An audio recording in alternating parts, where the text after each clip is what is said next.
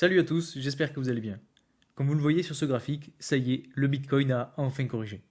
Après 8 semaines dans le vert, on va peut-être connaître la première chandelle hebdomadaire dans le rouge. Si on regarde la map, vous voyez qu'on a quasiment toutes les cryptos dans le rouge, mis à part certaines qui pumpent encore. Mais alors la question qui se pose, c'est jusqu'où va bien pouvoir continuer cette correction et quand est-ce que ce sera le meilleur moment pour recharger. Parce que c'est cette question que tout le monde se pose en ce moment, tout le monde veut trouver le point bas pour entrer au meilleur moment. Alors pour parler investissement, je vous avoue que moi je privilégie la méthode DCA, c'est-à-dire d'acheter un petit peu toutes les semaines, mais c'est vrai que c'est aussi bien de trouver les points bas pour investir intelligemment et pour entrer au meilleur moment sur du plus court terme. Donc aujourd'hui, on va aller analyser le Bitcoin et l'Ether pour essayer de trouver ce fameux point bas et pouvoir investir au meilleur moment. Je vous parlerai aussi d'un indicateur très important à utiliser, surtout en ce moment, et qui aide énormément pour comprendre le marché. Et comme ça fait longtemps que j'en ai pas parlé en vidéo, on ira voir le portefeuille que j'ai mis en place pour l'objectif des 10 000 $ pour le bull run. Et vous allez voir, là aussi c'est très intéressant. J'ai l'impression qu'on a eu beaucoup de nouveaux qui sont entrés dans le marché avec cette vague haussière et que cette correction est un petit peu là pour punir les plus gourmands qui se sont positionnés à la hausse autour des 44 000 $. C'est aussi dans ces moments-là que les plus gros possesseurs de Bitcoin viennent un petit peu manipuler le marché pour récupérer les Bitcoins vendus par les plus petits poissons et tous ceux qui se sont fait liquider. Parce que vous allez voir, on ira le voir tout à l'heure sur les graphiques, mais il y a eu énormément de liquidations de longues et vraiment ça a été un carnage. Donc pour moi cette correction est tout à fait normale et comme je vous le disais, à chaque fois qu'on a ce type d'évolution à la hausse pendant plusieurs semaines, il faut bien évidemment de la correction. Donc dans ces moments-là, surtout ce qu'il faut c'est de ne pas céder à la panique et à ses émotions, car vous allez voir, on est en début de bull market et bien entendu ça va remonter. Le Bitcoin ne va pas rester sur ses 41 000 $, mais maintenant il ne reste plus qu'à savoir quand est-ce que ça va se produire, et c'est ce que nous allons voir aujourd'hui dans cette vidéo.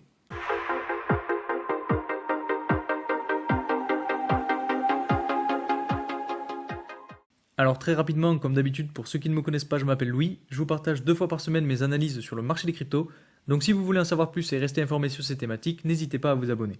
On est de plus en plus sur la chaîne, donc un grand merci à vous, à tous ceux qui me soutiennent, qui likent, qui partagent mes vidéos, ça récompense mon travail et honnêtement ça fait extrêmement plaisir. Avant de commencer, petit disclaimer, je vous rappelle que toutes les infos que je vous donne en vidéo sont simplement à but de divertissement, donc faites attention à vous en ce qui concerne l'investissement. Alors avant de rentrer dans l'analyse pure de la courbe d'évolution du Bitcoin et de l'Ether, je voulais vous rappeler que ce soir on a notre fameuse conférence de la Fed, avec notamment l'annonce des taux. Donc si on regarde sur les estimations des analystes, on a quand même une grande majorité qui ne voit pas de mouvement sur les taux, donc ça reste assez encourageant. Mais bon, on n'est pas à l'abri d'une mauvaise surprise, donc restons vigilants. Dans tous les cas, vous allez le voir avec l'analyse du Bitcoin et de l'Ether, selon moi on est vraiment sur un point pivot et cette journée risque d'être décisive. Maintenant pour ce qui est de l'analyse technique du Bitcoin, vous le savez, ces derniers jours, on a connu une petite chute de quelques pourcents qui a quand même fait mal à pas mal de monde et surtout aux nouveaux qui venaient d'arriver sur le marché suite à la belle vague haussière. Mais comme je vous le disais en vidéo, il fallait s'y attendre. Après une poussée à la hausse comme celle qu'on a connue de mi-octobre jusqu'à début décembre, il fallait à un moment ou à un autre avoir de la correction. Vous voyez, après 67, presque 68% d'évolution haussière, bien évidemment, il fallait de la correction. Maintenant, la question qui se pose, c'est jusqu'à quand cette chute va-t-elle continuer? Eh bien moi, je vois 3 éléments qui sont importants à connaître. La première chose, c'est le niveau de support autour de 37 500 $, qu'on a juste ici en orange. Ensuite, on a la ligne de tendance du canal haussier, qui est juste ici en blanc, et qui a plusieurs fois servi de niveau de support. Et enfin, la dernière chose, c'est le niveau des 0,618 de Fibonacci. Alors ça fait longtemps que je n'ai pas parlé de Fibonacci sur cette chaîne, donc pour ceux qui ne le connaissent pas, on va aller le tracer ensemble. Donc pour tracer les niveaux de Fibonacci, vous allez cliquer juste ici, vous cherchez le début de votre mouvement, vous cliquez une première fois, puis ensuite vous allez chercher la fin de votre mouvement et vous cliquez une seconde fois. Et là, automatiquement, il vous trace différents niveaux. Donc je ne vais pas détailler tous les niveaux, mais en gros, les niveaux les plus importants à connaître sont les niveaux de 0,382, 0,5 et 0,618. Généralement, quand on a un mouvement haussier comme celui-ci, on peut s'attendre à une correction qui aille jusqu'au niveau des 0,618. Et vous voyez que ça fonctionne plutôt pas mal, car déjà on voit que le prix s'est fait supporter par le niveau des 0,382 qu'on a juste ici. Vous voyez, on a eu une mèche avant-hier, hier et aujourd'hui qui sont quasiment venus chercher ce niveau-là. Alors bien entendu, là on est sur une tendance haussière, mais vous pouvez très bien faire ça sur une tendance baissière pour voir jusqu'où le prix pourrait monter et aller chercher une potentielle résistance. Donc je vous laisse tester, ça marche dans les deux sens. Pour faire un petit peu le parallèle et vous montrer comment ça marche, je vais essayer de prendre deux mouvements de 2023, donc qui sont assez récents.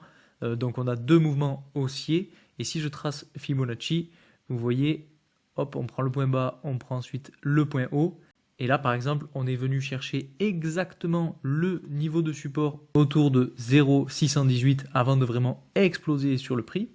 Et ensuite, si je prends le deuxième mouvement haussier, donc qui commence juste ici et qui se termine juste ici, vous voyez que là, on a à peu près la même chose puisqu'on est venu chercher un niveau entre les 0,5 et les 0,618.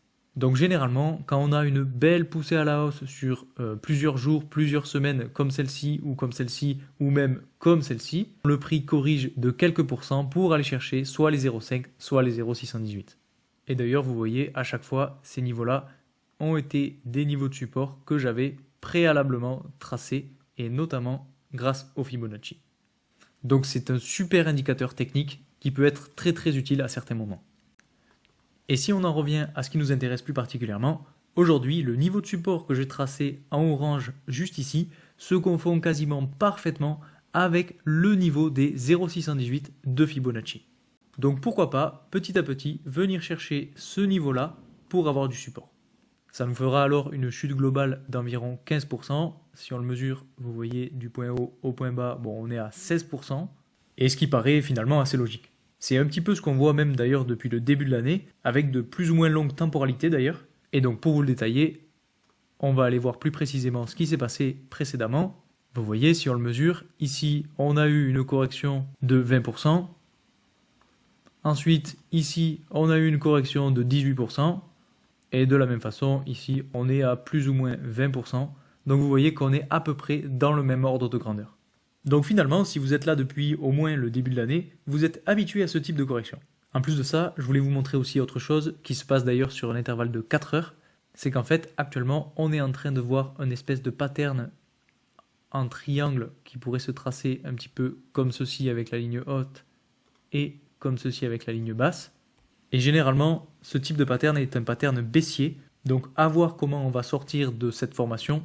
Et si on en sort à la baisse, alors vous voyez qu'on pourrait potentiellement venir chercher dans un premier temps le niveau de support autour de la tendance haussière et du canal haussier, ou même aller juste un petit peu plus bas, chercher le niveau de support autour des 37 500. Mais bon, selon moi, il faut quand même attendre de voir comment on va sortir de ce triangle avant de se positionner. Donc niveau analyse de graphique, c'est assez propre. Après, encore une fois, on peut aussi très bien en sortir à la hausse et complètement exploser. Mais ça, c'est un autre scénario que je n'envisage pas vraiment pour l'instant, en tout cas sur du court terme. Donc vous voyez, on a quand même pas mal de niveaux de support qui sont assez puissants et qui se trouvent pas trop loin de là où on est actuellement sur le prix. Mais si par contre on passe en dessous du support autour des 37 500 $, alors là, ça risque de faire encore plus mal et de descendre encore plus bas. Mais bon, pour l'instant, on n'en est pas encore là. Enfin bref, dans tous les cas, c'est normal qu'on connaisse de la correction, c'est même plutôt une bonne chose car ça permet de saisir de nouvelles opportunités et donc de racheter plus bas pour continuer d'accumuler. En tout cas de mon côté, moi c'est ce que je fais pour me préparer au prochain bull run. Maintenant qu'on a évoqué ce scénario qui est plutôt baissier, il y a autre chose dont je voulais vous parler et que les plus attentifs d'entre vous auront sûrement vu au début de vidéo, c'est ce canal haussier tracé en rouge. Alors, ce qu'il faut remarquer, c'est que ce canal haussier a supporté le prix pas mal de fois, donc ici, ici, ici et encore ici actuellement, mais a aussi été niveau de résistance ici, ici et encore ici. C'est un canal haussier qui est identifiable depuis mi-octobre, donc une autre possibilité, c'est qu'on surprenne tous ceux qui pensent que le Bitcoin va aller à 37 500 $ et qu'on rebondisse sur cette tendance pour aller chercher un nouveau plus haut et pourquoi pas même aller chercher le niveau de résistance autour des 48 000 $. Si je dézoome un petit peu plus, pour rappel, ce niveau-là est très important car il a servi de niveau de support et de résistance auparavant. Vous voyez, si je dézoome un petit peu plus, on a eu un niveau de résistance ici, on a eu un niveau de support ici, on a même eu un niveau de résistance ici, et ici, il a aussi servi de support et de résistance. Donc vous voyez que historiquement, ce niveau-là est très important. Et d'ailleurs, je viens de le remarquer en parlant, on a aussi une très belle target puisque ça pourrait permettre de faire, pourquoi pas, une sorte de pattern en cup and handle. Si j'essaye de le tracer, on aurait donc la cup qui pourrait se former à peu près comme ceci, avec la hanse juste ici, avec un nouveau niveau de support autour des 40 000 $. Et tout ça, bien entendu, juste avant le halving. Le halving qui, je vous le rappelle, est prévu pour avril 2024 et que j'ai tracé avec cette ligne orange. Mais bon, n'en tenez pas vraiment compte aujourd'hui, là je vais peut-être un petit peu loin. Si on en revient maintenant à notre canal haussier, techniquement c'est très propre, mais encore une fois, on peut très bien casser à la baisse ce support, comme je vous le disais tout à l'heure. Donc là aussi c'est une possibilité à garder en tête, mais à laquelle il faut se méfier. Par exemple, si on a des mauvaises nouvelles ce soir avec la Fed et qu'on casse le canal haussier à la baisse, alors ça va sûrement retourner chercher le niveau de support des 37 500 $. Maintenant qu'on a vu ce qui se passait sur le Bitcoin, on va aller voir ce qui se passe sur l'Ether. Et là, vous allez voir, c'est très intéressant, surtout en ce moment, et notamment en ce qui concerne le RSI. Pour ce qui est du RSI, j'en ai parlé déjà sur mon canal Telegram, donc pour ceux qui me suivent, vous connaissez l'histoire. Mais pour les autres, vous voyez qu'on a une belle tendance haussière en bleu juste ici, et qu'à chaque fois qu'on est venu toucher cette tendance haussière, on a eu plus ou moins du rebond. Et actuellement, le RSI est pile poil sur cette tendance haussière. En plus de ça, ce qu'il faut regarder justement sur le graphique, c'est que le prix est actuellement en train de venir chercher un gros niveau de support où il y a plusieurs lignes qui se croisent, notamment une tendance haussière long terme, une tendance haussière court terme et un niveau de support qui était anciennement niveau de résistance. Donc on peut là aussi avoir un signe de rebond. Donc pour moi, actuellement, Ether est plus intéressant que Bitcoin, mais bon, si ça crache sur Bitcoin, alors forcément, Ether va suivre derrière, donc potentiellement qu'on aura là aussi de la correction. Je voulais simplement vous montrer qu'Ether, au niveau des graphiques, peut potentiellement mieux tenir que Bitcoin, mais dans tous les cas, on verra bien si ce niveau de support autour de 2130 $ continue de bien marcher. En plus de ça, si on trace les Fibonacci, vous voyez que si on se place sur le bas de la tendance haussière et qu'on va jusqu'en haut de la tendance haussière, on a le prix qui est venu chercher exactement le niveau des 0,618 juste ici. Et vous voyez que ça colle parfaitement bien avec le niveau de support autour de 2130 $. Donc ça peut là aussi être signe de support très fort, donc c'est quelque chose à suivre de très près. Et enfin, dernière chose sur Ether, est-ce qu'on ne pourrait pas avoir le même scénario que ce qui s'est passé il y a quelques jours, c'est-à-dire donc juste ici, avec une correction de plus ou moins 10% pour venir chercher un support et repartir encore plus haut. Vous voyez, si on essaye de le mesurer, depuis le point haut jusqu'au point bas et même jusqu'au niveau de support, on est à plus ou moins 10%. Et ensuite, donc après qu'on soit venu chercher ce niveau de support, on a fait un rebond, si on le mesure, d'à peu près 20%. Et donc si on essaye de comparer avec ce qui se passe actuellement, vous voyez que depuis le haut jusqu'au niveau de support, on a plus ou moins 10%. Et si on essaye de reporter une poussée à la hausse de plus ou moins 20%, ça nous donnerait une target de prix autour de 2600 $. Donc sur Ether, je suis un petit peu plus optimiste que sur Bitcoin, mais n'oubliez pas, ce n'est pas un conseil d'investissement et c'est simplement de la spéculation. Donc de mon côté, comme pour Bitcoin, j'ai profité de cette correction pour racheter un petit peu d'Ether pour continuer de faire grossir mon portefeuille. Maintenant, comme promis, je vais vous parler de mon portefeuille sur lequel j'ai l'objectif 10K pour le prochain bull run. Eh bien, actuellement, vous voyez qu'on est en profit de 633 $, avec un petit peu plus de 63%. On a Tao qui nous fait la meilleure performance avec plus 260 $, et on a Litecoin qui est en positif de presque 2 $, donc il n'a pas vraiment bougé. Alors pour ceux qui me suivent sur le canal Telegram, vous savez qu'on est passé même au-delà des 1700 $, mais avec la correction sur le marché des cryptos en ce moment, on est repassé en dessous des 700 $ de bénéfice. Et finalement, ce que je remarque, c'est que oui, cette correction a fait mal, mais en fait, pas tant que ça, en tout cas pas sur toutes les cryptos, puisque quand on regarde Cardano ou qu'on regarde Solana, on voit quand même qu'elles tiennent bon. Mon seul regret aujourd'hui, finalement, c'est de ne pas avoir mis plus, mais bon, c'était le challenge, et donc c'est comme ça. Pour ceux qui n'ont pas vu la vidéo et qui sont curieux de connaître les cryptos et le montant que j'ai investi dans chacune d'entre elles, je vous mets la vidéo en haut à droite de l'écran et en description. Maintenant, je voulais aussi vous parler de ce qui se passe actuellement sur le S&P et le dollar, puisque sur le S&P, on a quand même quelque chose qui n'est pas anodin. Vous voyez, si je zoome un petit peu plus, on a eu un niveau de support ici qui a fait extrêmement bien rebondir le prix, puisque si on essaye de regarder, on a une évolution de presque 14%, donc sur le S&P, c'est vraiment pas mal. Et ce qu'il faut voir, c'est qu'on a quand même cassé à la hausse le niveau, en tout cas la tendance qu'on avait tracée juste ici, et qui était une tendance long terme. Et je ne sais pas si vous vous rappelez, mais je vous disais en vidéo que si on n'arrivait pas à casser à la hausse cette tendance baissière, ça pourrait être très compliqué pour le S&P et pour les cryptos. Et là, c'est d'autant plus intéressant puisque non seulement on l'a cassé à la hausse, mais en plus, on est venu se faire supporter par la tendance baissière. Et généralement, quand ça se passe comme ça, on a une poussée à la hausse, et c'est exactement ce qui s'est passé. On a eu ensuite une poussée à la hausse. Donc maintenant, vraiment le plus intéressant, c'est de savoir comment ça va se passer et surtout savoir si le S&P va réussir petit à petit à aller chercher son ancien ATH.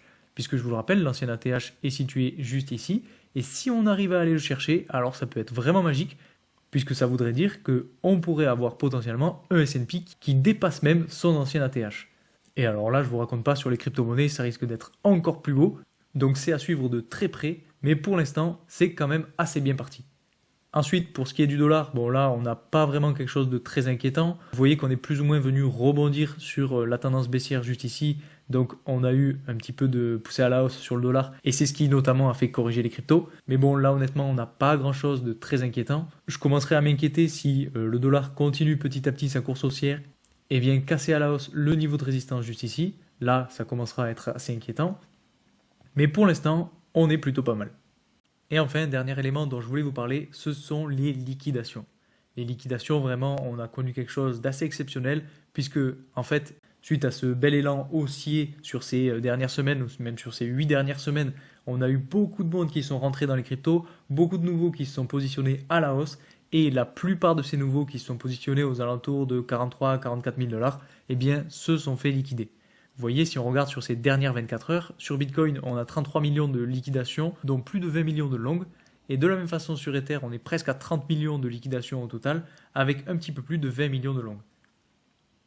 Et pour regarder un petit peu plus précisément les choses, vous voyez que le 11 décembre, donc le jour du crash, on a eu au total quasiment presque un demi-milliard de dollars en liquidation de longues. Donc vous voyez que c'est astronomique. Ça faisait longtemps qu'on n'avait pas vu une chandelle aussi haute sur les longues. Donc cette statistique montre bien que beaucoup de personnes se sont fait surprendre. Voilà pour l'analyse technique du jour. Ce qu'il faut retenir, c'est que selon moi, on est aujourd'hui sur un point pivot et que la réunion de la Fed de ce soir va avoir un réel impact sur le prix du Bitcoin et de toutes les autres cryptos. Donc potentiellement que la correction n'est pas tout à fait finie. À chaque fois qu'on a connu ce genre de poussée sur plusieurs semaines, on a eu de la correction ensuite. Donc il fallait s'y attendre, comme je vous le disais dans mes précédentes vidéos. Si vous avez des questions sur cette vidéo ou que je n'ai pas été assez clair, n'hésitez pas à me le dire en commentaire. En tout cas, j'espère que cette vidéo vous aura plu. N'hésitez pas aussi à mettre un maximum de likes et à vous abonner si mon travail vous plaît. Merci encore pour votre soutien et moi je vous dis à très vite pour une nouvelle vidéo. Salut!